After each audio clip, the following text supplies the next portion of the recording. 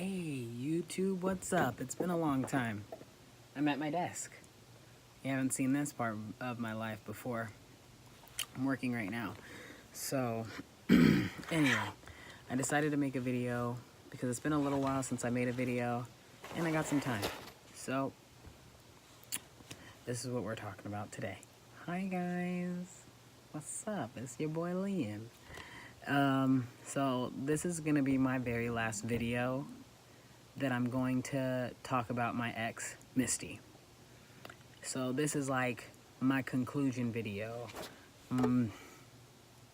Yeah, conclusion video. That's a good way of putting it.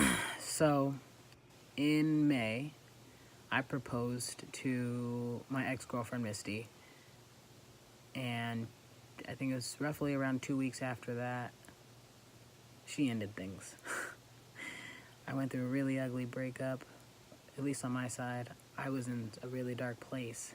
I was in a dark place prior to the breakup, which is part of the reason why we ended things. But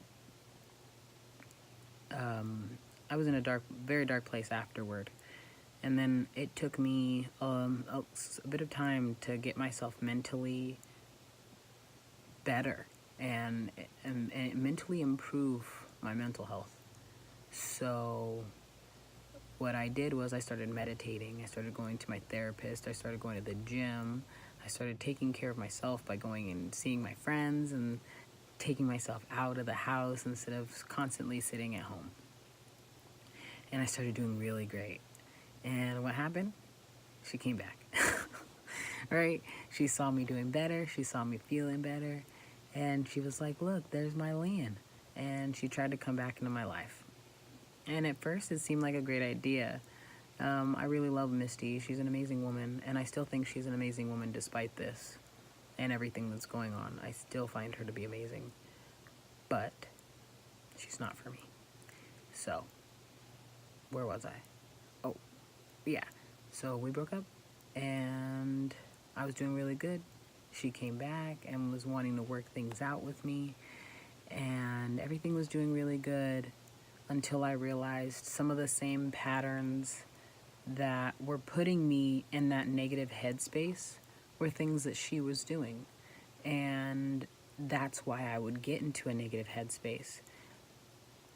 I didn't have that confidence or stability in the relationship to get what I needed out of it for it to be conducive.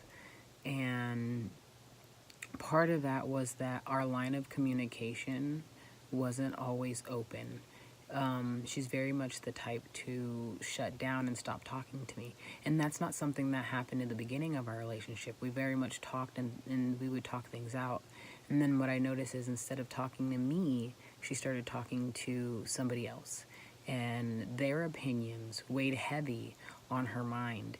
And their opinions would then become, I'm not saying her opinions, but she would treat me differently based on their opinion of me. And I don't think she realized that she was treating me different. But what I had noticed is that when she hung out with one friend, she had personality traits like them. And I got along with that person very well. And then when she started hanging out with a different friend, her personality traits would be like that person. And the one person that she had personality traits with that I really didn't get along with, it's not that I didn't get along with the person. I had nothing wrong with the person. It's that her personality traits were not the kind of person I would ever want to be with. And when she would get those kind of personality traits, it changed the way that I wanted to treat her.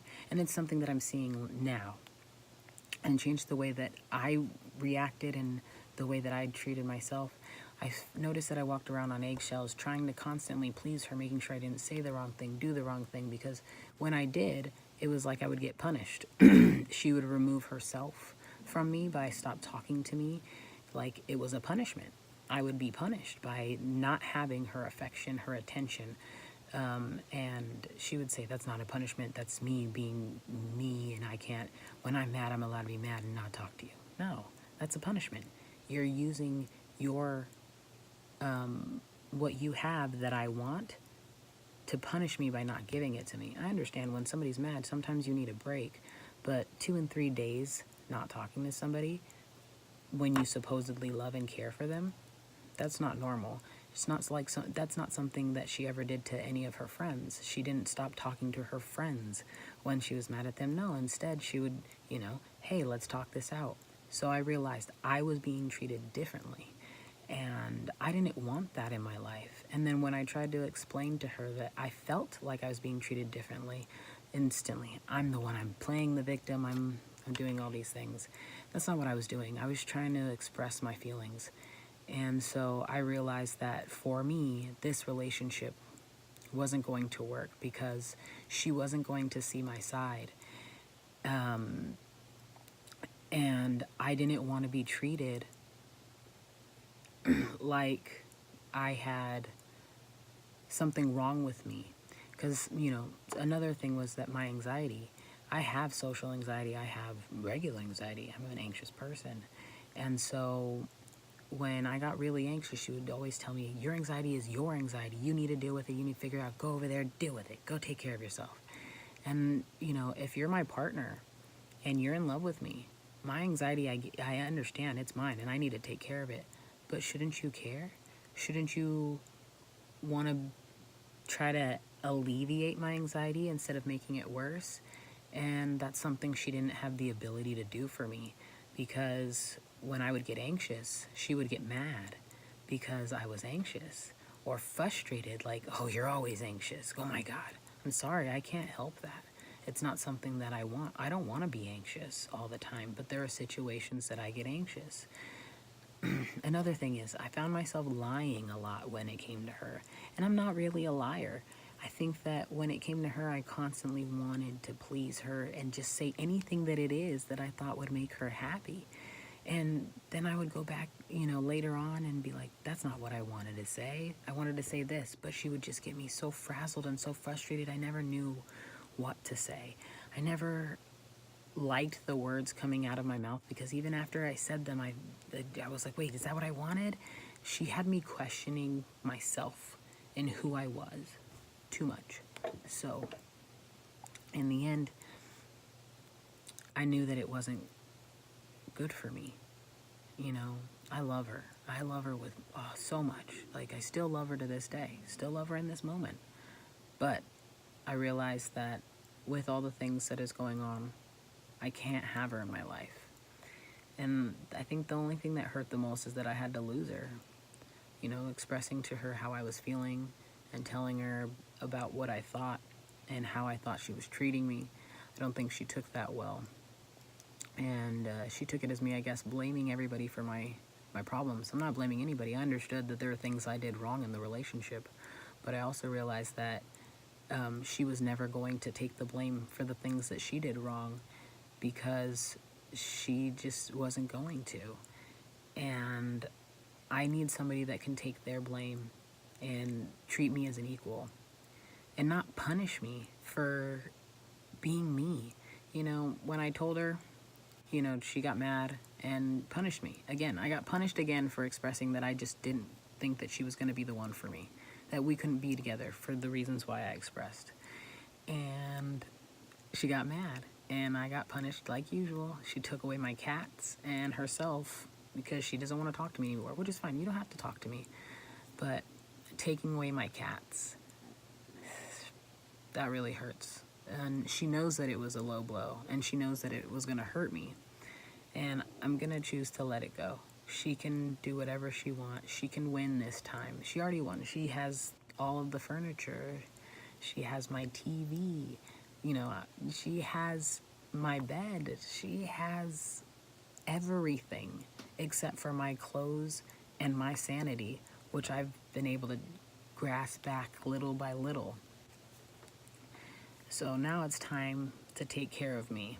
I'm going to make a lot of changes in my life because I realized that I was supposed to be making changes to better myself after the breakup. And I did make some changes, but I still didn't start taking care of me as well as I should be.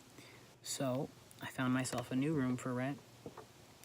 I've decided to start doing a few things very differently. I'm going to do my best to be in the gym 6 days a week. I think that that's important for my mental and physical health. 7 days a week, I definitely am going to make sure that I take the time to meditate. I do it now, but I feel like I could better that part of my life. And by bettering that part of my life, I will better other parts of my life, just with me, myself. I smoke medical marijuana, but I've decided that I'm going to take some time off of that, 6 months possibly, to just mentally get some clarity that I think I need. I think sometimes I mask my emotions with with that, and even though I have really bad anxiety and it helps with my anxiety, I'm going to try to use meditation to help me in those departments. And we'll see. Obviously, I'll keep you updated. I'll let you know if I actually am able to, go stop, because I do have anxiety, and it is something that I use for my anxiety, because my panic attacks can be very bad. So what I'm hoping is that over the next couple months, I'm gonna feel better. I realize that I have some depression. I have been diagnosed with depression and manic depression, and I'm really just happy that I haven't gotten to a place of a manic state. I have been feeling low, but I haven't had a manic state in a while. I think the last time I was manic was because of Misty, and I realized she was making me manic, because I don't like gray areas. I don't like maybes. I don't want a gray or a maybe in my life. I like yeses and I like nos. If it's yes, it's happening, awesome. If it's no, it's not happening, okay, I can deal with that. But I don't like in between. In between makes me very anxious, it makes me nervous, and it's just not for me. Although technically, I'm technically putting myself in a gray area the next 6 months of not knowing where I'm going in life. But it's my gray area. It's not really like a gray area, it's an improvement. I am making improvements to make this better for me. I don't know what else I need to do, but I know I need to make a lot of changes. Ooh, I know what I forgot to tell you guys. I went on a date. So, another thing that made me see that, man, I'm not treated very well by some of the people I've been in my life. I went on a date with this amazing girl, and she really made me feel good about myself. This is my first time dating as trans, like getting out there, and I'm on a dating app. I'm not gonna say which one, y'all don't need to go look me up, but putting myself out there is really weird. And so the date was really amazing. I spent the whole day with her. We met up at like noon, and I think I dropped her off at like 10:30. I didn't get home until like midnight. So we had talked. She had known that I had social anxiety and things like that, and she made sure to take me to a breakfast place that had single stall bathrooms, so that it was just me in the bathroom, which was so sweet. And she constantly asked me, not constantly, but asked me a few times throughout the night how I was doing, if I had any anxiety, if there's anything she needed to do to make sure that I felt more comfortable. And those kind of things are so nice. Like, she didn't have to. She didn't have to worry about my anxiety or worry about me, but she chose to. She chose to make the fact that she knew that I had anxiety a priority for her. And I need somebody like that in my life. Not that she's going to end up being the one. I don't think that's going to happen. I'm going to continue just dating around and meeting new people. I don't want to set myself up in a new relationship right now. I think that would be a terrible idea. But I am going to get out, meet new people, maybe see her again. Who knows? But what I do know is that this is the next chapter of Leon. That last chapter is over, and I'm moving on. And 2018 is going to be a great year for me. I'm 30, old man, and I'm ready. Hope everybody has a blessed day. Keep your smiles. I hope you enjoyed my video. For all my new followers, hello. For all the people that have been following me, thank you for following me. I make these videos for myself, and to keep myself accountable, and just to document my depression and anxiety. And I appreciate all the love that I get on my page. If you want to follow my Instagram, I'm very, very active on Instagram. You can follow me. I'm not really good at putting links, but I'll try to put the link in the description below. But I go by Leon_finally. If you want to find me, come find me. I hope everybody has a great day. Keep your smiles.